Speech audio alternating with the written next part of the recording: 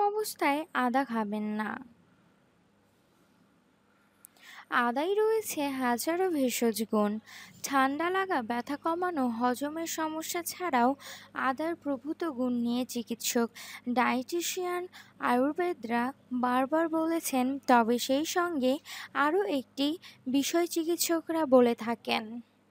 আদা খাওয়ার উপকারী হলেও কিছু কিছু সময় অত্যন্ত উপকারী এই খাবারই হয়ে উঠতে পারে শরীরের পক্ষে ক্ষতিকারক।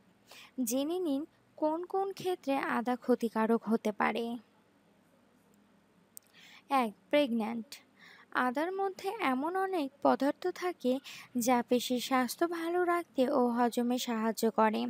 প্রেগন্যান্সিতে বেশি আদা খেলে তা পেশি সংকোচন ঘটিয়ে পিট্রাম লেবরের সম্ভাবনা থাকে, তাই অবশ্যই চিকিৎসকের পরামর্শ নিয়ে আদা খান। ২. রক্তের ডিসঅর্ডার। আদা শরীরে রক্ত সঞ্চালন বাড়াতে সাহায্য করে ওবেসিটি বা ডায়াবেটিসের সমস্যায়, তাই আদা খুবই উপকারী। আবার হিমোফিলিয়া সমস্যা থাকলে আদার এই গুণ নেগেটিভ প্রভাব ফেলতে পারে।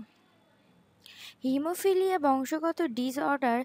হিমোফিলিয়ার ওষুধের সঙ্গে আদা খেলে তা ওষুধের প্রভাবে ব্যাঘাত ঘটাতে পারে। ৩. কোনো বিশেষ ওষুধ।